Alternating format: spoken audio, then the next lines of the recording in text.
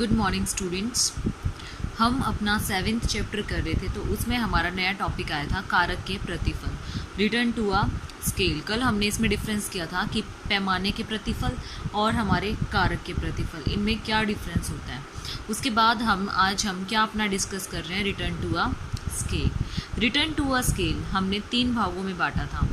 Return to a scale में हमारे 3 भाग थे। फर्स्ट था हमारा कारक के बढ़ते प्रतिफल, दूसरा था हमारा कारक के समान प्रतिफल, और तीसरा था हमारा कारक के घटते प्रतिफल। तो ये हमने क्या किए थे, 3 प्रतिफल अपने डिस्कस करने हैं हमें। अब ये 3 भागों में हमने अपना कारक के प्रतिफल को बांटा था।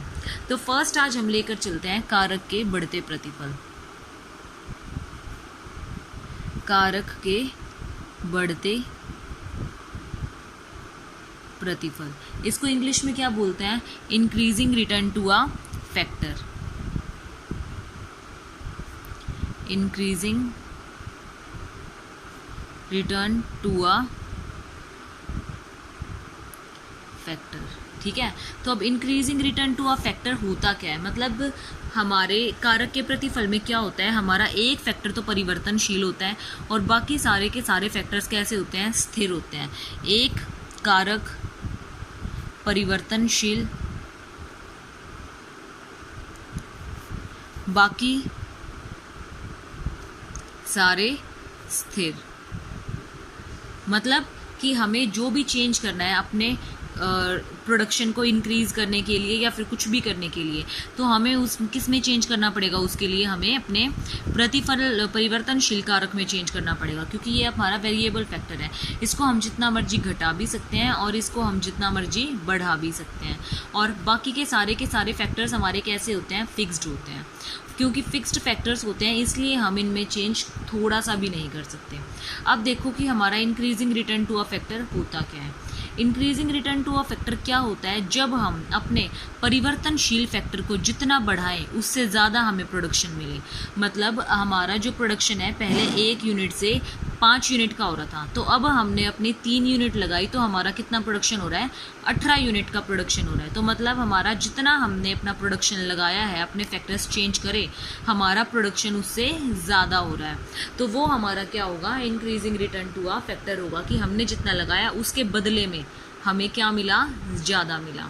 सपोज करो आपने श्रम की इकाइयाँ लगाई है, लेबर लगाई है आपने एक, ठीक है।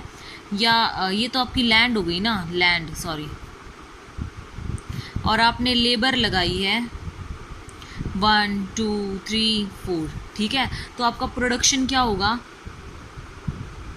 1 यूनिट में आपका प्रोडक्शन उत्पादन आपका हो रहा है 4 यूनिट्स का। और जब आप एक लैंड, क्योंकि ये फिक्स्ड फैक्टर है हमारा और ये वेरिएबल फैक्टर है तो इसमें हम चेंज कर सकते हैं। तो जब हमने 1 लैंड लगाई और 2 लेबर लगाए तो हमारा प्रोडक्शन कितना हुआ, 10 का हो गया। जब हमने 1 लैंड लगाई और 3 लेबर लगाए तो हमारा प्रोडक्शन कितने का हो गया, 18 का हो गया। जब हमने 1 लैंड लगाई और 4 लेबर लगाए तो हमारा प्रोडक्शन कितने का हो गया, 30 का हो गया। तो अब ये क्या हो रहा है, अब इनका डिफरेंस देखो, इनका डिफरेंस है 6, इनका डिफरेंस है 8 और इसका डिफरेंस कितना है, 12। तो इसका मतलब क्या है, हम हर टाइम में ज़्यादा डिफरेंस गेन कर रहे हैं ना, ज़्यादा प्रोडक्शन गेन कर रहे हैं ना, जितना हम लगा रहे हैं। हम हर बार 1 यूनिट को बढ़ा रहे हैं, लेकिन हमारा प्रोडक्शन कितना इंक्रीज हो रहा है, एक बार 6 का हुआ, फिर 8 का हुआ, फिर 12 का हुआ। तो इसका मतलब ये कौन सा रिटर्न टू अ फैक्टर है, हमारा increasing return to a factor है। मतलब जितना हम लगा रहे हैं उससे ज़्यादा हमें वापस मिल रहा है। आई बात समझ में।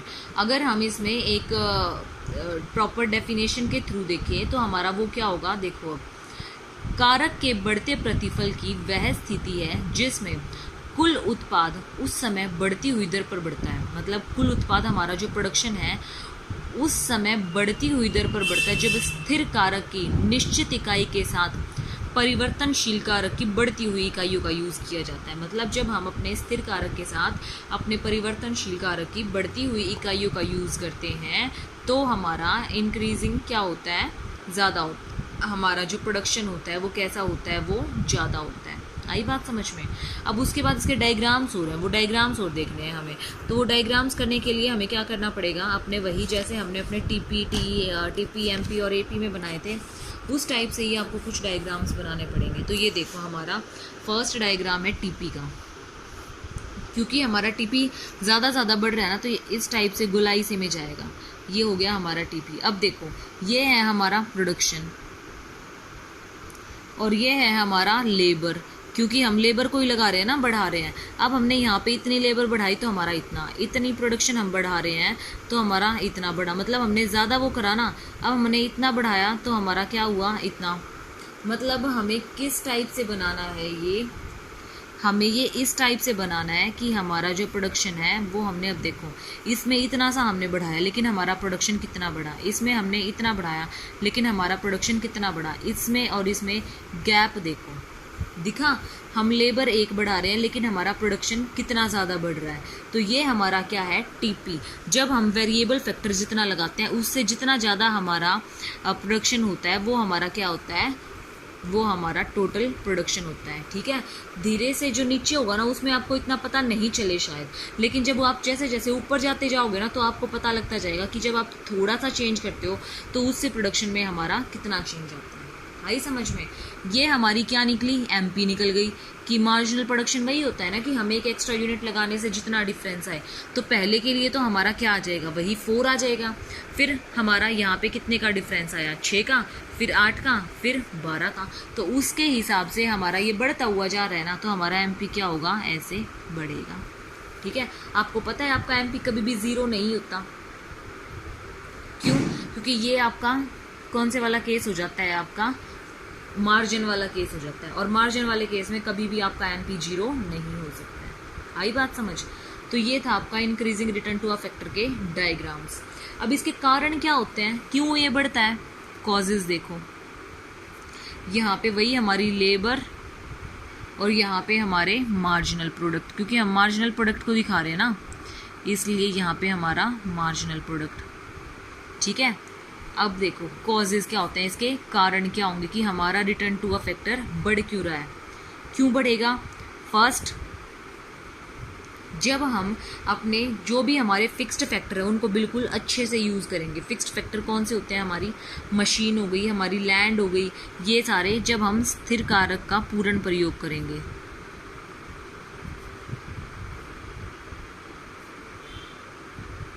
स्थिर कारक का जब हम पूर्ण प्रयोग करेंगे।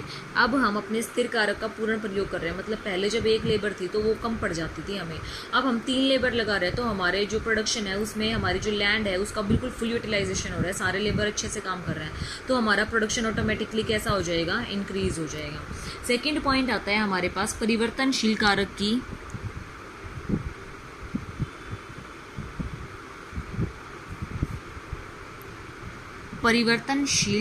की कुशलता में वृद्धि। इसका मतलब क्या है, जो भी हमारे ये परिवर्तनशील कारक होते हैं, परिवर्तनशील कारक कौन से होते हैं, जिनमें हम चेंज कर सकते हैं। जैसे हमारी लेबर हो गई तो उसकी जो कुशलता है ना उसमें भी बिल्कुल अच्छे से हम उसको क्या करें, उसको समझाएं, उसको ट्रेन करें ताकि उसकी कुशलता में क्या हो सके, वृद्धि हो सके। उसको एक ही काम में एक्सपर्ट बना दे, इतना एक्सपर्ट बना दे कि वो थोड़े टाइम में बहुत ज़्यादा काम कर सके और बहुत अच्छे से कर सके, उससे अच्छा काम कोई कर ना सके। तो वो हमारी क्या होगी, उसकी कुशलता में वृद्धि हो जाएगी। ठीक है, तीसरी चीज आती है हमारी कारकों में उचित समन्वय। कारक कौन से यूज करते हैं हम, फिक्स्ड फैक्टर और हमारे वेरिएबल फैक्टर। अगर इन फिक्स्ड फैक्टर और वेरिएबल फैक्टर में जो है बिल्कुल ठीक से इनमें क्या होगा, रिलेशनशिप होगा, तो वो रिलेशनशिप आपका क्या करेगा, बेटर कोऑर्डिनेशन डेवलप करेगा। और जब वो कोऑर्डिनेशन डेवलप करेगा तो आपका क्या होगा, प्रोडक्शन ऑटोमेटिकली इंक्रीज हो जाएगा। अगर आपके लैंड और लेबर एक दूसरे के साथ घुल मिल जाते हैं, मतलब आपकी लैंड जो है वो लैंड उसी के अकॉर्डिंग काम करती है जैसे आपका लेबर चाहता है, या फिर आपकी मशीन उसी के अकॉर्डिंग काम करती है जैसे आपका लेबर चाहता है। और वो कब करेगी, जब उसे उस मशीन की पूरी नॉलेज हो जाएगी कि कैसे क्या करना है, उसके लिए कैसे क्या नहीं करना है। तो जब वो पूरा काम अपना अच्छे से करेगी, तो वो जब एक दूसरे के साथ मिलकर बहुत अच्छा काम करेंगे और प्रोडक्शन बहुत ज़्यादा होगा, तो वो आपका क्या होगा, बेटर कोऑर्डिनेशन। ठीक है, उचित समन्वय होगा वो एक दूसरे के बीच में। आई समझ बात? ये था हमारा increasing return to a factor. आया समझ में? अगर अभी भी नहीं आया है तो फिर बता दीजिए, मैं एक बार फिर से रिपीट कर दूंगी। Increasing return to a factor में क्या होता है, हम जितना प्रोडक्शन करते हैं उससे ज़्यादा हमें क्या मिलती है, रिटर्न्स मिलती हैं। अभी आपने एक लेबर था तो 4 यूनिट मिल रही थी प्रोडक्शन में, 2 आए तो आपको 10 यूनिट मिली, 3 आए तो आपको 18 मिली। बढ़ रहा है ना हर बार, और उसी रेट में नहीं बढ़ रहा कि एक बार 6 बढ़ गया तो हर बार 6 बढ़ रहा है, नहीं, एक बार 6 बढ़ा, फिर 8 बढ़ा, फिर 12 बढ़ा, मतलब क्या है, हर बार इंक्रीज कर रहा है। ठीक है, तो इसीलिए हम इसको क्या बोलते हैं, increasing return to a factor बोलते हैं। अब अगला आता है हमारा constant return to a factor. Constant return to a factor क्या होता है, नाम से ही पता चल रहा है, कांस्टेंट।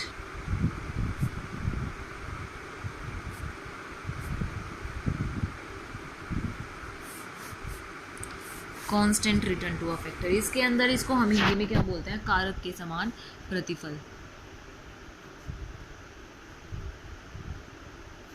मतलब क्या है, हम बेशक अपने वेरिएबल फैक्टर को बढ़ा लें, इसमें भी वही है ना हमारा समान प्रतिफल, कारक के समान प्रतिफल। मतलब क्या है कि हमारे रिटर्न टू अ फैक्टर से ही रिलेटेड है, और रिटर्न टू अ फैक्टर में हमारा क्या होता है, एक वेरिएबल फैक्टर होता है और एक फिक्स्ड फैक्टर होता है। तो इसमें हम क्या करेंगे, अपने वेरिएबल फैक्टर के साथ फिक्स्ड फैक्टर यूज़ करेंगे, और वेरिएबल फैक्टर को हम बढ़ाते हैं ना, तो जितना भी हमारा प्रोडक्शन बढ़ेगा ना वो हर बार इक्वल बढ़ेगा। जैसे हमारा इंक्रीजिंग में एक बार 4 हुआ, फिर 10 हुआ, फिर 18 हुआ, इस टाइप से बढ़ रहा था ना, मतलब 6 का, 12 का, उसका डिफरेंस आया, 8 का डिफरेंस आया, उस टाइप से डिफरेंस नहीं आएगा इसमें, हर टाइम में सेम डिफरेंस आएगा। देखो जैसे आपकी लैंड आ गई 1 1 1 1, और आपकी लेबर आ गई 1 2 3 4, तो आपका प्रोडक्शन कितना होगा, टोटल प्रोडक्शन 5 10 15 20। तो अब ये देखो हमारा एमपी कितना आएगा, मार्जिनल होता है ना, 5 5 5 5, हर बार 5 5 हो रहा है ना, तो ये कांस्टेंट है, इसकी फिगर चेंज नहीं हो रही, तो इसलिए हम इसको क्या बोलते हैं, constant return to a factor बोलते हैं। इसका जो टीपी जाता है वो कैसा जाता है, कांस्टेंट जाता है, बढ़ता तो है लेकिन उसी रेट से बढ़ता है, मतलब 45 डिग्री के एंगल में जाता है। ठीक है, और हमारा एमपी जो होता है वो एमपी कैसा होता है, बिल्कुल कांस्टेंट होता है, उसमें कोई चेंज नहीं होता। आई बात समझ में, हमारा एमपी कैसा होता है, बिल्कुल कांस्टेंट होता है, उसमें कोई चेंज नहीं आता। और हमारा टीपी कैसे होता है, वो हमारा इंक्रीजिंग होता है, जितना हमारा ये बढ़ेगा उतना ही हमारा ये बढ़ेगा, मतलब इक्वल बढ़ता है बिल्कुल। ठीक है, ये और ये चीज़ इक्वल होती है। आई बात समझ में, तो ये था हमारा कांस्टेंट। अब इसके कॉजेज़ क्या होंगे, किस कारण से बढ़ता है ये, किस कारण से इक्वल होता है ये। एक तो हम जब हमारे स्थिर कारक का बिल्कुल अच्छे से यूज़ करते हैं, कॉजेज़, स्थिर कारक का अनुकूलतम प्रयोग,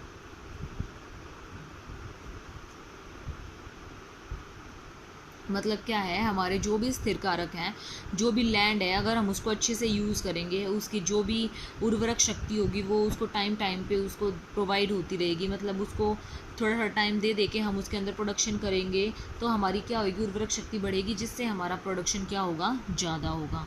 दूसरा पॉइंट आता है हमारे पास आइडियल फैक्टर रेशो, आदर्श कारक अनुपात। मतलब ये ना हो कि हमारे पास लैंड एक है तो उस पर 4 लेबर काम करने चाहिए, लेकिन हमने इतने लगा दिए कि ज़रूरत से ज़्यादा, तो वो स्थिर अनुपात जो है, हमारा जो अनुपात होगा वो ठीक नहीं हो पाएगा ना। तो इसलिए हम अपनी लेबर को उतनी ही लगाएंगे जितनी इसमें ज़रूरत होगी। जब इसमें एक आइडियल रेशो मिल जाएगी उसको कि भाई एक लैंड पे 4 लेबर लगनी है तो 4 लगा देते हैं, तो वो कौन सी रेशो हो जाती है, हमारी आइडियल रेशो हो जाती है। और जब हम 4 की जगह 6 लगा देते हैं या 8 लगा देते हैं तो वो हमारी सही अनुपात नहीं होता, तो उसमें हमारा प्रोडक्शन क्या जाता है, लो जाता है। तीसरा पॉइंट है हमारा परिवर्तनशील कारकों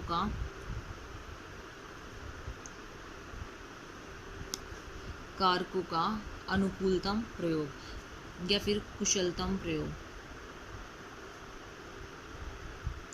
मतलब क्या है, जो भी हम अपने परिवर्तनशील कारक यूज़ कर रहे हैं, जो भी हम अपनी लेबर यूज़ कर रहे हैं, उस लेबर को क्या करें, बिल्कुल अच्छे से यूज़ करें। उस लेबर को बिल्कुल जहाँ उसका यूज़ होना है, जहाँ उसका मतलब बिल्कुल बहुत अच्छे से यूज़ करें, उसके अंदर कोऑर्डिनेशन बेटर हो, अपने स्थिर कारकों के साथ वो मिलकर बहुत सही काम करे, तो वो चीज़ आती है हमारी परिवर्तनशील कारकों का कुशलतम उपयोग।